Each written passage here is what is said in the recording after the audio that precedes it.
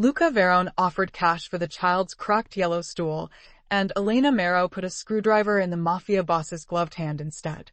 It happened at 11:48 on a windy Saturday morning outside Harborlight Diner, between the chalkboard menu and the blue metal planter where Elena grew mint for iced tea. 3 black SUVs had stopped along the curb. 2 bodyguards had stepped onto the sidewalk. One of them had moved a small yellow stool out of Luca's path with the side of his polished shoe. The stool had scraped across the concrete. One wooden leg had caught against the planter. Crack. The sound was not loud. It was only the sound of a cheap screw pulling through old pine, but Ben Marrow heard it from inside the diner. The 6-year-old stood safely behind the front window with a paper napkin tucked into the collar of his striped shirt and half a grilled cheese sandwich in his hand. He did not cry. He did not run toward the sidewalk. Elena had taught him that the front door stayed closed when unfamiliar cars arrived, even if the unfamiliar cars were glossy enough to turn the diner windows black. He only stared at the stool. Elena stared too.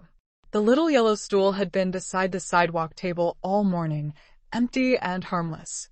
Ben used it when the diner was busy and Elena could not take her break. He sat there with his sandwich, his library book, and the box of crayons he was allowed to use only after eating something green. Elena had tightened the screws twice that spring. Ben had painted the top yellow with a foam brush last July, leaving a small thumbprint under the seat where the paint had dried too fast. The bodyguard looked down at the crooked leg. "Move it," he said to the second man. "Don't touch it." Elena's voice crossed the sidewalk before the second bodyguard could bend. Both men turned. So did Luca Varrone. He had just stepped out of the center SUV. He was 42, clean-shaven, broad-shouldered, and dressed in a black 3-piece suit beneath a long black overcoat that moved once in the harbor wind and then settled around him like a decision. Black leather gloves covered his hands. A heavy signet ring pressed a silver line against the leather of his right index finger. His dark hair was combed back. His face carried the controlled stillness of a man accustomed to rooms becoming quiet before he entered them. Harborlight Diner became quiet after. Forks paused above plates. The old coffee machine hissed into the silence. Someone at the counter stopped tearing a sugar packet halfway open. Elena stepped through the front door and let it close behind her. She was 31, 5'6" in worn black work shoes, with her dark blonde hair twisted into a clip that had lost 2 teeth and a pale blue diner apron tied over jeans and a white button-down shirt. Her order pad was tucked into her back pocket. A pencil sat behind one ear.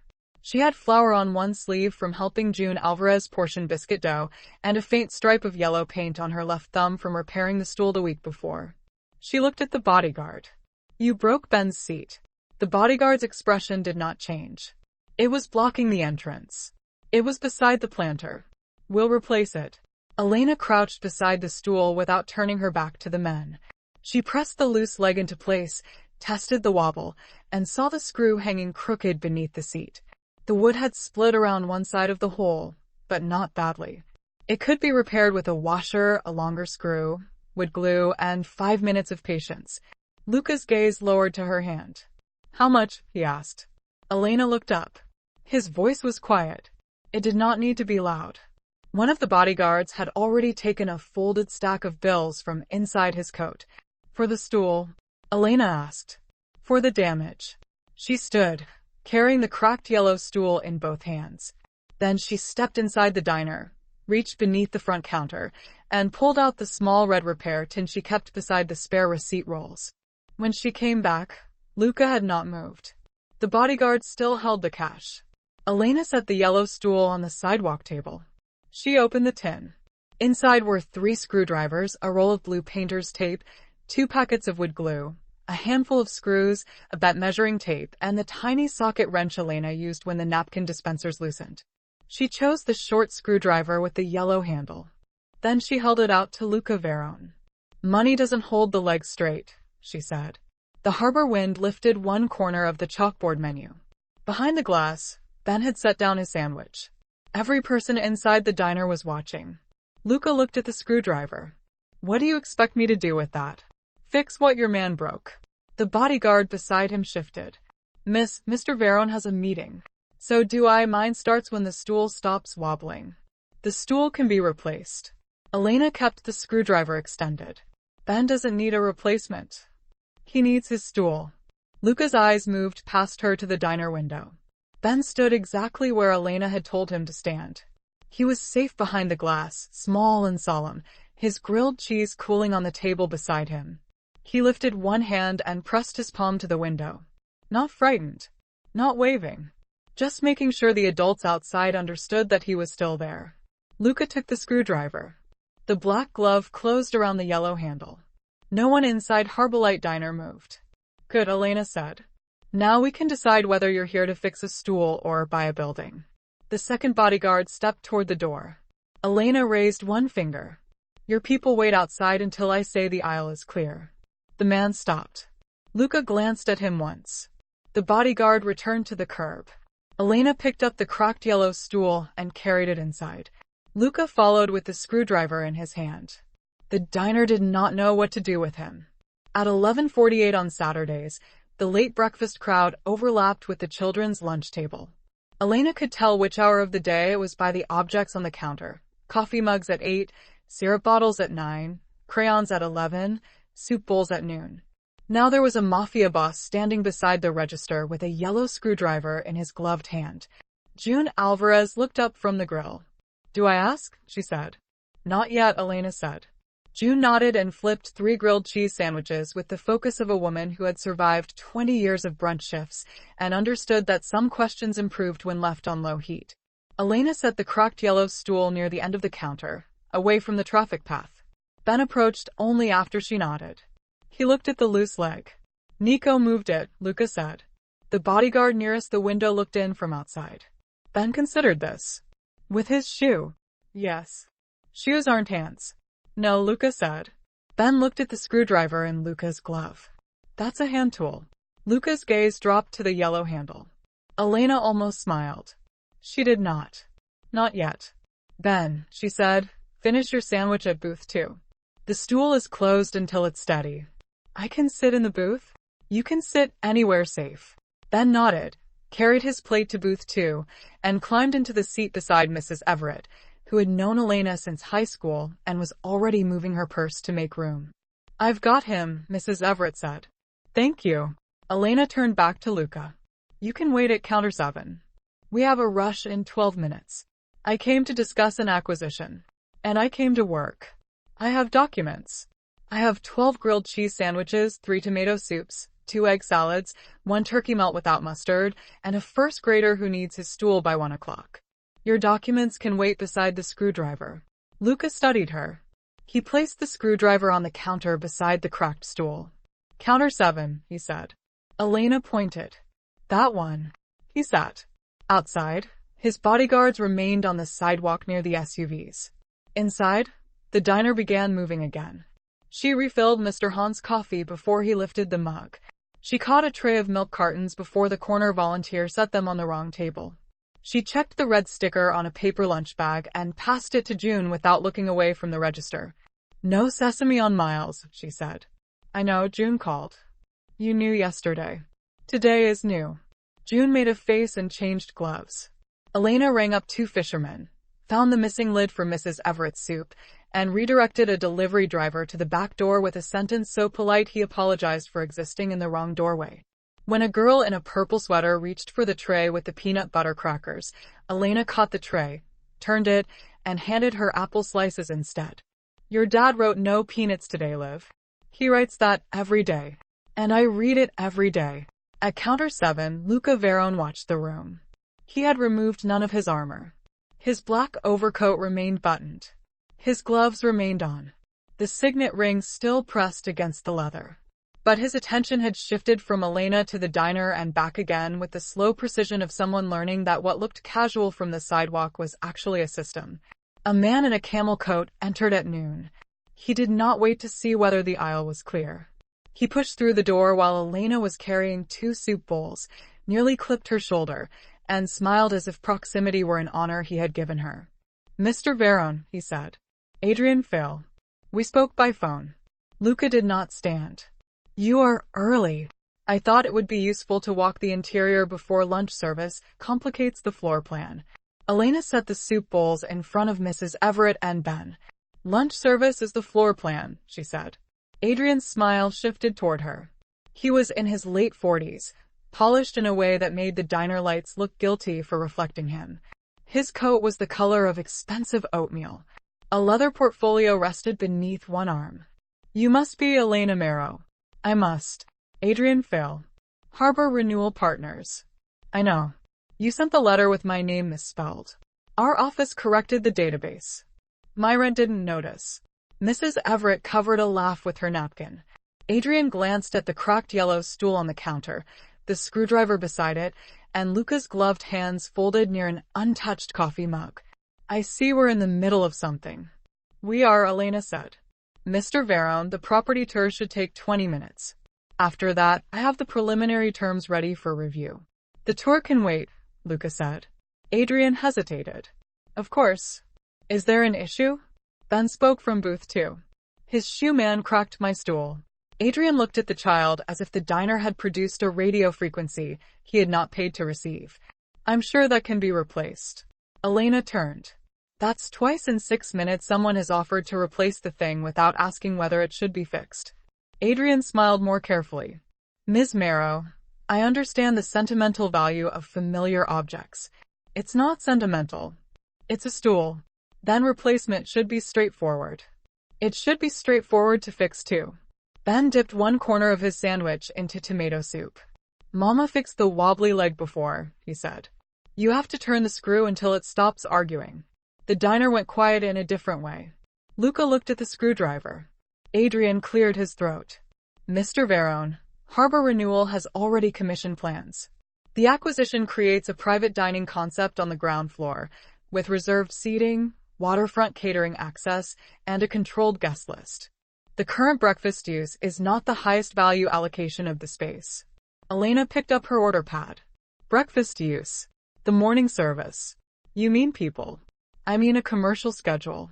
Elena tapped her pencil against the order pad. Mr. Hahn comes in at 7 because his wife died 2 years ago, and coffee at home tastes like a room with no answer. Mrs. Everett comes at 11 because her arthritis group meets at noon and she needs soup before her medication. The school lunch kids come because the renovation budget disappeared again. You can call that breakfast use if it helps you sleep. Adrian's smile thinned. Community value is one factor. No, Elena said. Community value is the room. Your factors are just what you think you can remove without anyone noticing. Luca's eyes stayed on her. Adrian lowered his voice. Mr. Varrone, perhaps we should discuss the proposal privately. Anything about Harborlight can be said where Harborlight can hear it, Luca said. Adrian looked surprised. So did Elena. She recovered first. Coffee? She asked Luca. Black. You haven't tasted it. I drink coffee black. Everybody says that until June's roast puts a hole through their confidence. June pointed a spatula at Elena. My coffee builds character. Your coffee builds emergency exits. Ben laughed into his soup. For the first time, the corner of Luca's mouth moved. It was not a smile exactly. It was the memory of one, caught before it could become visible. Elena poured his coffee anyway and set down cream on the side. For your character, she said. The rush arrived. For 25 minutes, Harborlight Diner became too busy for real estate and intimidation. Elena made both wait. She moved through the aisles with 3 plates balanced along her forearm and an extra napkin tucked beneath her wrist. She corrected a volunteer's tray count, found a missing lunch bag, and stopped Adrian from stepping across the yellow tape near the children's table. That line is not decorative, she said. I'm only trying to see the rear wall. You can see it from the adult side. I represent a potential purchaser. Then represent him from behind the tape. Adrian glanced at Luca. Luca drank June's coffee without touching the cream. Behind the tape, he said. Adrian stepped back. By 12:40, the room settled. The first graders returned to their weekend art program 2 doors down. Mrs. Everett kissed Ben's hair, left $1 beneath her soup bowl, and told Elena to call if the new landlord people developed ideas above their training. Ben carried his plate to the bus tub. Can I have my stool now? Elena looked at the cracked yellow stool on the counter. The loose legs still leaned outward by 2 inches. The yellow screwdriver lay beside it exactly where Luca had placed it. Not yet, she said. It's still closed. Ben looked at Luca. Luca looked at the stool. Adrian opened his portfolio. Mr. Varrone, if you're ready. Page 4 shows the revised ground floor footprint. The design team has preserved the facade language while removing the operational clutter. Elena folded her arms. Operational clutter. Adrian did not look at her. Counter seating, open condiment storage, non-reservation traffic, incompatible children's programming. The children eat lunch. The proposed concept is not structured around unscheduled minors. Ben climbed into booth 2 again without comment. Elena saw the moment Luca noticed. The boy had not argued. He had not asked twice. He simply moved to the larger booth and folded his hands beside his empty plate, making himself smaller because adults were talking about whether his regular seat qualified as clutter. Luca closed Adrian's portfolio. No. Adrian stopped. No. Not page 4. The entire financial model depends on usable density. Then your model is unusable. Adrian took a careful breath. This is a property. Luca looked at the cracked stool. That is the mistake. No one spoke. Luca picked up the yellow screwdriver. He turned it once in his gloved hand, testing its weight. The tool was cheap. Its handle had a small nick near the end where Elena had once used it to pry open a paint can. A dark line of old grease sat along the metal shaft. In Luca's hand, it looked almost absurd. He stood. Adrian relaxed slightly, assuming the meeting had resumed. Luca carried the screwdriver to the end of the counter where the stool waited. He lowered himself into the blue vinyl booth opposite it. The first attempt lasted 7 seconds. He gripped the screwdriver, pressed the tip into the loose screw, and tried to turn. The black leather glove slipped against the yellow handle. The screwdriver scraped sideways. Ben winced. "You're making the screw sad," he said. Luca's eyes lifted. "Ben," Elena warned gently. "It is sad. Screws don't have feelings." "Then why is it making that noise?" Elena looked at Luca. "Your angle is wrong. I can see that. Can you?" His gaze moved to her. For 1 second, the diner held its breath. Then Luca looked back at the stool.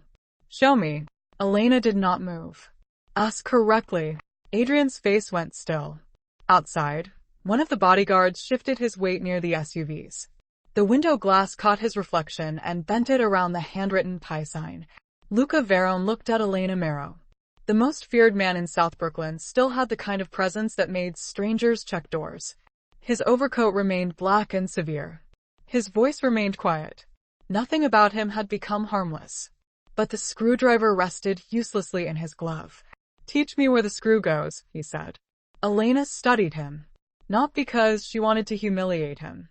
Because there was a difference between a man performing obedience for a room and a man admitting he did not know how to make a small thing steady. She pulled a chair beside him. "First, take off the gloves." Luca did not move. The silence changed. Elena noticed his eyes before she noticed his hands. They went distant for half a second, fixed not on the stool but on some older object in some older room. Then the distance closed. His jaw tightened. "I don't remove them in public," he said. "Then you won't feel when the screw catches. There are other ways." "There are? You can hand me the tool and let me fix it." "But then you didn't fix what your people broke." Ben leaned over the back of booth 2, safe and curious. "Mama says tiny things need fingers." Luca looked at him. "Your mama says a great deal. She knows a great deal."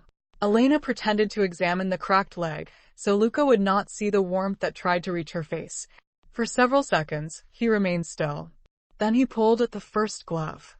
Leather released 1 finger at a time. His bare right hand was not what Elena expected. It was strong, yes, with a scar across the base of his thumb and another pale line near his wrist. But the knuckles showed old damage. The nails were clean and cut short. A faint burn mark curved over 2 fingers. He removed the second glove and set both on the table beside the cracked yellow stool. The bodyguards outside looked away. Elena picked up a washer from the repair tin. "The old screw pulled through the pine," she said. "We need to give it something wider to hold." She placed the washer in his palm. His fingers closed slowly around it. "Like a brace," he said. Like not asking damaged wood to pretend it was never damaged. His gaze lifted to hers. That landed somewhere she had not meant to reach. Elena cleared her throat and handed him the longer screw. Line it up. Gently. Don't force it before the threads catch. Luca braced the stool with one hand and positioned the screwdriver with the other. His first turn went crooked. Elena reached over and adjusted his wrist. Skin touched skin. His hand stopped beneath hers. The diner had gone quiet again, but Elena did not look up. Neither did Luca. Straight, she said. Straight. Slow. I am not known for slow. Then today is educational. The corner of his mouth moved again. He turned the screwdriver. Once. Twice. The screw caught. The cracked leg drew closer to the seat. Ben slid out of the booth and came near only when Elena nodded. He stayed on her side of the table. It stopped arguing, he said. Not yet, Elena said. Let him finish. Luca continued turning until the washer sat flat against the wood. Elena gave him the wood glue and showed him where the split needed a thin line. He used too much. That's enough. You gave me the bottle. I assumed restraint. That was your first mistake. She took a paper napkin and wiped the excess glue before it dried. Ben watched Luca test the stool. It still moved. Only slightly, but enough. Again, Elena said. Luca adjusted the screw by a quarter turn. Then he placed both hands on the yellow seat and pressed. The stool stayed steady. Ben touched one leg with his fingertip. Try it, Elena said. Ben looked at Luca. You have to move first. Luca shifted his chair back. Ben set one hand on the counter, climbed onto the yellow stool, and sat. Elena held the seat until she was certain. The leg remained straight. The stool did not wobble. Ben swung his sneakers once. Then he looked at Luca. It doesn't have to be new, he said. It has to stop wobbling. Luca's face changed. Not enough for anyone who did not watch carefully. Elena watched carefully. His gaze went to Ben's small hand resting on the yellow seat, then to his own bare fingers, faintly sticky with wood glue. You're right, he said. Ben nodded as if this settled a matter between professionals. Luca stood. He did not put his gloves back on. Instead, he faced Ben with both hands visible at his sides. My man broke your stool because he treated your space as if it did not matter, he said. I allowed him to think that way because he works for me. Nico stood outside the window, his expression rigid. Luca continued. I offered money before I looked at what was broken. That was wrong. Ben looked at Elena. She nodded once. Luca lowered himself into a crouch, so his eyes were level with the child and the repaired yellow stool. I am sorry we broke the place you trust. The diner stayed silent. Ben considered the apology. And you fixed it. With help. Mama says asking is part of fixing. Luca looked at Elena. Your mama says a great deal. Ben smiled. She knows a great deal. This time Elena did smile. Outside, Luca raised 2 fingers. Nico entered alone. The bodyguard stopped several feet from Ben. He no longer looked like a wall. He looked like a man uncomfortably aware that a 6-year-old had witnessed him use his shoe where his hands should have been. I moved the stool, Nico said. Ben looked at his polished shoes. With that one. Yes. Shoes aren't hands. No, Nico said. You should use hands for kid things. Nico glanced at Luca, received nothing except permission to answer for himself, and looked back at Ben. You're right. I am sorry. Ben pressed both palms to the yellow seat. It's okay after you remember. Nico nodded once and returned outside. Elena watched Luca pick up his gloves. He did not put them on. He folded them and set them beside the repair tin. Adrian Fail remained near counter 7 with the closed portfolio under one hand. His expression had become careful in a new way, the way of a man who had expected power to work in familiar directions and discovered it had turned its head. Mr. Varrone, he said, if the repair is complete, we can move to the acquisition terms. Elena reached for the stool. Ben put one hand over hers. Can I stay? The glue needs time. I can sit still. Elena tested the leg again. 5 minutes. No swinging. Ben held himself solemnly straight. Luca watched him. Now, Adrian said, opening the portfolio, the private dining conversion preserves the exterior character while creating a more selective clientele. Elena untied her apron, retied it tighter, and walked behind the counter. Selective. Reservation-based. Say selective again. It sounds honest when you forget to decorate it. Adrian ignored her. Current low-margin breakfast traffic would be removed. The children's table would be eliminated. The counter could become a beverage staging area. Staff can be retained selectively after review. June stopped wiping the grill. Mr. Hahn stopped pretending to read the newspaper. Ben sat very still on his repaired stool. Luca put one bare hand on Adrian's portfolio. Who approved this? The preliminary design was commissioned after conversations with your acquisitions office. Name. Adrian's confident rhythm broke. Excuse me. The person in my office who authorized using my name to remove breakfast service, children's meals, and staff positions. Name. Adrian looked toward Elena as if she were responsible for the question becoming difficult. We spoke through Vincent Caro. Luca's eyes cooled. Vincent handles warehouse leases. He identified the block as an opportunity. Vincent has never eaten breakfast in his life. June coughed into her hand to hide a laugh. Adrian turned a page. Mr. Varrone, the numbers remain strong. Harborlight's current model does not maximize the location. The current model feeds people, Elena said. Ms. Marrow, the issue is not whether the diner has local affection. Good. Because I don't plan with affection. I plan with invoices. She pulled her order pad from her pocket, flipped 3 pages, and reached beneath the counter for a blue binder. Luca looked at it. Is that the notebook you thought I would steal? No. That one is hidden better. Ben smiled. Elena set the binder on the counter. This is breakfast volume, lunch bags, school invoice reimbursements, supplier shortages, utility increases, and the amount this diner loses every month because Harbor Renewal has been delaying our produce orders through a distributor they partially own. Adrian's head turned sharply. That is a serious allegation. It's a documented pattern. You cannot infer interference from ordinary supply volatility. I don't infer. I count. Elena opened the binder. Invoices rested behind colored tabs. Duplicate charges were circled. Delivery delays were written beside the supervisors Elena had called. Your produce company delayed Saturday delivery 4 times in 6 weeks, she said. Milk arrived warm twice. The bread order was cut the same morning your office emailed asking about an early exit. The exhaust inspection was moved without my approval. Then your letter cited an unresolved inspection. Luca turned the binder toward himself. Adrian reached for it. Elena placed her palm flat on the cover. Ask. Adrian stared at her. May I see the binder? No. June turned toward the grill so no one would see her grin. Elena slid the binder to Luca. You may read it here. It doesn't leave the counter. Luca nodded. Understood. He read. Not quickly. That surprised Elena more than his apology had. Most powerful men skimmed documents they expected other people to understand for them. Luca read every circled number. He asked which distributor controlled the produce account, why the milk invoice had been corrected by hand, and whether the exhaust inspector's rescheduling email came from the landlord or Harbor Renewal. Elena answered while pouring coffee. When she needed to deliver food, Luca waited. When she returned, he continued. Adrian grew quieter with each page. At 1:20, Luca removed his phone from inside his coat. He made one call. Tomas, he said.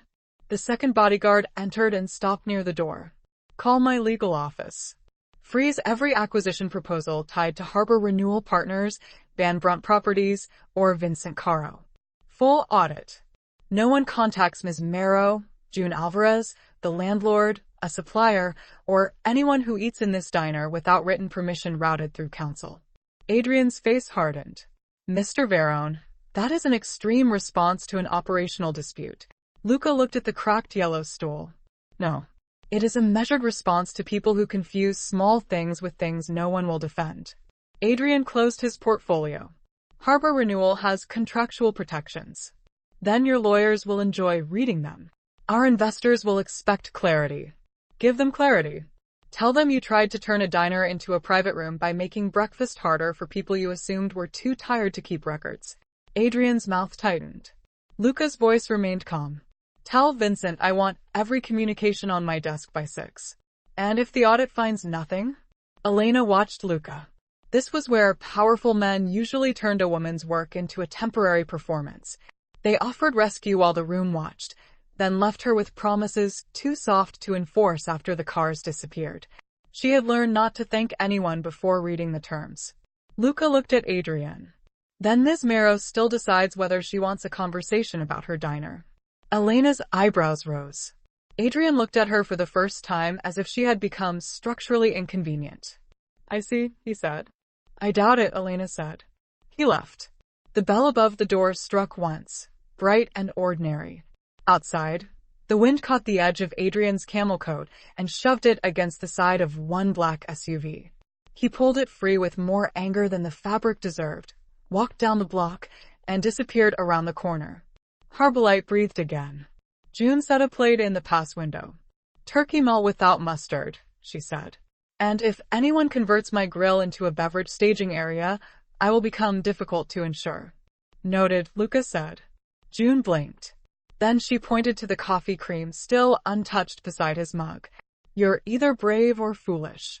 Both have been alleged. Elena carried the turkey melt to counter seat 3. When she returned, Luca was testing the repaired stool again with one hand. The glue needs to cure, she said. I am not moving it. You are pressing it. I am checking. Checking is how people make wet glue shift. His hand lifted. Understood. Ben looked up from the picture menu he was reading upside down. Mama says waiting is part of fixing. Luca glanced at him. Does your mother have a rule for everything? Mostly. Convenient. Not for you. Luca looked at Elena. She laughed before she could stop herself. At 2, the lunch rush ended.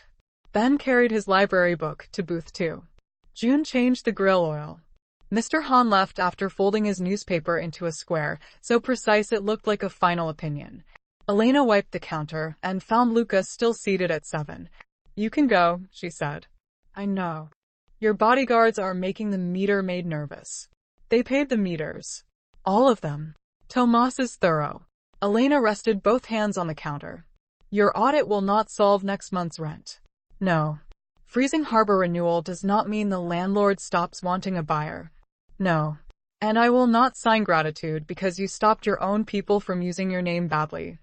I would be disappointed if you did. That answer irritated her less than it should have. Luca looked at the blue binder. How long have you managed Harborlight? 7 years. Worked here 12. And before? Waitress, cashier, night closer, biscuit emergency assistant, amateur plumber, unpaid therapist, professional finder of lost mittens. The last role sounds specialized. You need patience and a working knowledge of code hooks. Do you own any part of the diner? Not yet. Do you want to? Elena studied him. That question usually arrives carrying a trap. Not today. Today arrived carrying SUVs. Fair. She looked at the cracked yellow stool. Mrs. Park owns the building. She wants to retire to New Jersey near her sister. I have been trying to buy the diner business and secure a long lease for the ground floor. Not the whole building. Just enough that nobody can wake up one morning and decide the children's table is clutter. How far short are you? Elena's expression sharpened. That is not your business. You made my acquisitions office my business. Your office became your business when it used your name. Luca accepted the correction with a slight incline of his head. Then let me ask differently. What would durable terms look like? The question slowed her. Not because she did not know the answer. Because men with his kind of power rarely asked for the shape of a boundary before offering to move it. A 10-year ground floor lease with renewal options, she said. No conversion without operator consent. No interference with breakfast hours, children's lunch service, supplier selection, or staffing. Repair responsibilities written clearly. A right of first refusal if Mrs. Park sells. And no one from your office walks in with a folder and assumes my answer improves because their shoes cost more. Luca looked at her work shoes. My shoes cost more. Your shoes have not improved your answer yet. What is my answer? You haven't given one. He considered that. I will have counsel draft terms that match what you said. You will review them with your own attorney. I don't have an attorney. Then choose one. I will not choose one for you. You won't pay them? No. Good. His gaze held hers. But if harbor renewal created false costs that affected your ability to negotiate, the audit will calculate them. That is not a favor. It is an account. Elena wanted to distrust the sentence. She tried. It remained annoyingly solid. Ben approached with his library book pressed to his chest. Is the stool dry? Elena touched the repaired joint. Almost. How almost? 5 more minutes. Ben sighed with the burden of a child wronged by chemistry. Luca looked at him. Your mother says waiting is part of fixing. I know. I don't like that rule. Neither do I. Ben looked at Luca's bare hands. You can put your gloves back on now. Luca looked at the folded leather beside the repair tin. Can I? The tiny part is done. Luca picked up the gloves but did not pull them on. Thank you. Ben returned to his book. Elena followed him with her eyes until he climbed into booth 2. He likes you, Luca said. He likes people who listen when he tells them a screw is sad. A narrow category. You would be surprised. Luca turned the gloves in his hands. My father threw away broken things. Elena did not speak. His voice had changed. Not softened. Become more careful. Furniture. Machines. People when he could manage it. When I was 12, a kitchen chair split beneath my mother. I tried to repair it before he came home. I used the wrong screw. It tore through the wood. He looked at the yellow stool. He broke the rest of the chair against the wall and asked me whether I wanted the room to see us keeping garbage. Elena felt anger arrive quietly. Not pity. Anger. He was wrong. Yes. You know that. I know many things after they become expensive. This one costs $6 in pine and maybe $1 in glue. Luca looked at her. That may be why it was harder. The answer sat between them. Elena reached for the repair tin and began sorting the screws by size. You used too much glue. I was told. You nearly stripped the screw. Also mentioned. Your angle improved. High praise. Don't become attached to it. He smiled then. It was small, real, and unexpectedly young. Elena looked down at the screws because she had already spent enough of the day making powerful men uncomfortable. She did not need to become uncomfortable herself. The front bell rang. Mrs. Park entered with 2 grocery bags, silver hair escaping a knitted cap, and suspicion already active in her eyes. She was 73, 5'2", and unimpressed by most forms of organized power unless they remembered to hold a door. Tomas held the door for her. Useful, Mrs. Park told him. Then she saw the SUVs. Then Luca. Then the cracked yellow stool. What happened? Ben answered from the booth. The shoeman cracked my stool, but the boss fixed it with Mama. Mrs. Park set down the grocery bags. The boss. Luca stood. Luca Varrone. I know who you are. Your people sent me a letter with 6 pages and no decent sentence. That will be addressed. Will it? Yes. Mrs. Park looked at Elena. Did you make him fix the stool? He offered money. Of course he did. I gave him a screwdriver. Mrs. Park nodded. Better. Luca accepted this review without protest. Mrs. Park faced Luca. Are you buying my building? Not unless you want to sell it to me. I want to sell it to Elena. Elena went still. Mrs. Park waved one hand. Don't look surprised. I've wanted to sell it to you for 3 years. The bank wants numbers. Numbers want collateral. Collateral wants relatives with money. Everybody wants the wrong thing. Luca did not look at Elena. He looked at Mrs. Park. Would you consider a structured sale with a protected ground floor lease and operator purchase option? Depends who writes it. Her attorney. She will choose one. Mrs. Park's eyebrows rose. You learn fast for a man with cars blocking my curb. The cars will move. He looked toward the window. Tomas touched his earpiece. The first SUV pulled away from the curb, followed by the second and third. They parked farther down the street where the diner windows brightened again. Mrs. Park nodded. Better. I need to make calls, Luca said. Outside, Elena said. He looked at her. The diner is not your office. Understood. He walked to the door. Before he opened it, Ben called after him. Mr. Varrone? Luca turned. Ben pointed to the screwdriver still on the counter. You forgot the hand tool. Elena expected Luca to tell him it belonged to the diner. Instead, he crossed back, picked up the yellow screwdriver, and held it carefully. May I borrow it? Ben looked at Elena. For what? Elena asked. I have an office desk drawer that has been crooked for 11 years. Elena stared at him. You were waiting for a $6 stool to begin home repair? Apparently. Ben nodded with complete seriousness. Bring it back. Mama needs it for the napkin things. I will bring it back. Not a new one. Luca looked at the nicked yellow handle. This one. He left. The diner remained quiet until the door closed behind him. June turned slowly from the grill. Did Luca Varrone just borrow your screwdriver? Ben's screwdriver, Elena said. Do we have to put his name on the lending sheet? Ben climbed carefully off the repaired stool. Yes. June found the clipboard beneath the register.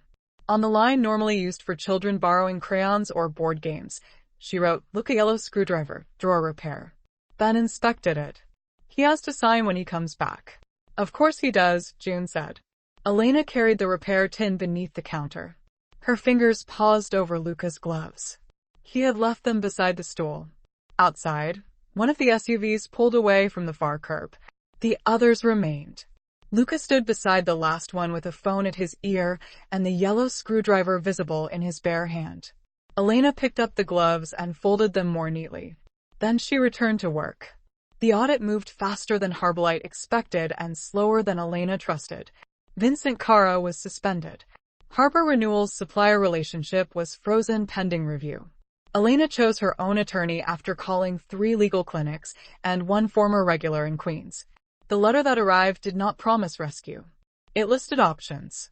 Elena liked options. By Wednesday, the milk arrived cold, the produce cartons were intact, and the exhaust inspector had called Elena directly. On Friday at 11:55, Ben asked whether Luca had stolen the screwdriver. Borrowing becomes stealing after how many days? He asked. Depends whether the borrower calls. He did not call me. He may not have your number. June has it on the emergency sheet. The emergency sheet is not for screwdriver returns. Ben considered this. A crooked drawer can be an emergency. The front bell rang. Luca entered alone. Not entirely alone. Tomas remained outside near one SUV parked at the far end of the block, but Luca came through the diner door without an entourage and waited until Elena cleared the aisle before approaching the counter. He wore the black suit and long overcoat. The signet ring remained on his right hand. The gloves were not on his hands. They were tucked into his coat pocket. He set the yellow screwdriver on the counter. Beside it, he placed a small paper bag. Ben approached. Did you fix the drawer? Yes. Did it stop arguing? Eventually. Did you use too much glue? There was no glue. Ben nodded, satisfied. Elena looked at the paper bag. What's that? Washers. Screws. Wood glue. The correct amount, according to the man at the hardware store. You went to a hardware store. I sent Tomas. Elena folded her arms. Luca looked at the bag. Then I went back because Tomas bought 3 kinds of drill bit and no washers. Through the window, Tomas looked straight ahead. June made a sound near the grill that might have been a cough. Ben pulled the clipboard from beneath the register. You have to sign. Luca read the line. Luca yellow screwdriver, drawer repair. He took the pencil Ben offered him and signed. His signature was controlled, dark, and slightly too large for the children's lending sheet.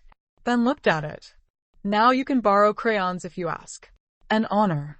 After lunch. Understood. Elena reached for the bag of supplies. Luca kept one hand on it. May I? May you what? See whether the repair held. Elena studied him. Then she lifted the stool from behind the counter and set it on the floor. Luca crouched beside it. He did not touch it until Ben nodded. Then he checked the washer, pressed the repaired leg, and looked at the thin line where glue had dried clear along the split pine. It held, he said. Mama knew it would, Ben said. Your mama knows a great deal. I told you. Elena took the paper bag. Thank you for returning the tool. And the supplies? Those are useful. High praise. Don't become attached. His eyes warmed. He stood. Your attorney sent proposed terms. She did. Do they match what you asked for? Mostly. What is not? Your draft gives Mrs. Park an option to sell the upper floors to a holding company tied to you. She wants to sell. She does. I want a clause that prevents the ground floor repair obligations from becoming leverage later. Reasonable. And I want the right to approve exterior work during diner hours. No scaffolding over the entrance during school lunch. Reasonable. And no one from acquisitions contacts suppliers without written consent. Already corrected. Written. It will be written. Elena waited. Luca waited too. He did not tell her the requests were minor. He did not tell her lawyers could handle details later. He did not look at his phone while she spoke. Anything else? He asked. Yes. What? Coffee.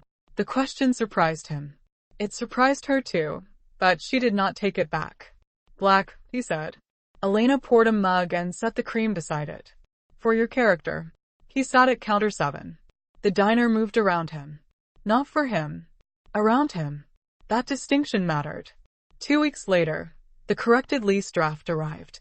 Mrs. Park kept the upper floor sale option. Harborlight received a protected ground floor lease, renewal rights, fixed repair responsibilities, supplier independence, breakfast hour protections, and Elena's right of first refusal. The children's lunch table appeared without being called clutter. Elena read every sentence. Her attorney read every sentence again. Mrs. Park signed with a fountain pen that leaked blue ink onto her thumb. Elena signed last. Luca did not sign gratitude. He signed a withdrawal of acquisition pressure, a supplier interference settlement, and a statement that no office using his name could negotiate with Harborlight except through the terms Elena approved. When he finished, Ben pointed to the cracked yellow stool beside the counter. You should sit somewhere. Luca looked at the stool. That seat is yours. I know. Then where should I sit? Ben pointed to counter 7. The grown-up chair. Luca sat. Elena carried him coffee. This time, before she could put the cream beside the mug, he reached for it himself. June saw and nearly dropped a plate. Character crisis? Elena asked. Adjustment. Dangerous. I have been told. Ben climbed onto the repaired yellow stool with a grilled cheese sandwich, a cup of apple slices, and a library book about bridges.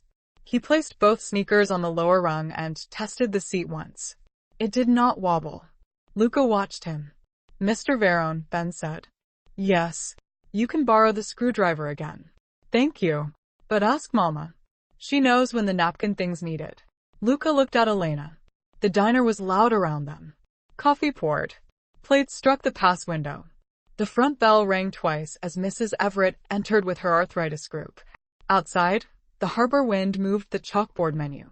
One black SUV waited at the far end of the block, distant enough that the windows stayed bright. May I borrow your time after closing? Luca asked. Elena rested one hip against the counter. For what? Coffee somewhere that does not serve June's roast. June shouted from the grill, I can hear you. Luca's expression did not change. I assumed. Elena looked at him. Not at the suit. Not at the signet ring. Not at the power that could freeze an acquisition office before lunch. At the man who had learned to remove his gloves before touching a small broken thing. At the man who had asked where the screw went. At the man who had waited while she finished pouring coffee, because her work did not become less real when he wanted an answer. One coffee, she said. One coffee. No SUVs outside the window. One car at the end of the block. No acquisitions talk. Agreed. And if you try to replace something that should be repaired, I leave. Luca glanced at the cracked yellow stool. Understood. Ben looked up from his bridge book. Mama. Yes. The stool is good. Elena smiled. I know. He patted the yellow seat with one hand. It doesn't have to be new, he said. It has to stop wobbling. Luca looked at Elena. Elena looked back. Outside, Saturday sunlight moved across the sidewalk where the stool had cracked 2 weeks before. Inside Harborlight Diner, the repaired leg held steady beneath a child who was safe, fed, and exactly where he belonged. And for the first time in a very long time, Luca Varrone did not reach for money when something mattered. He asked what it needed.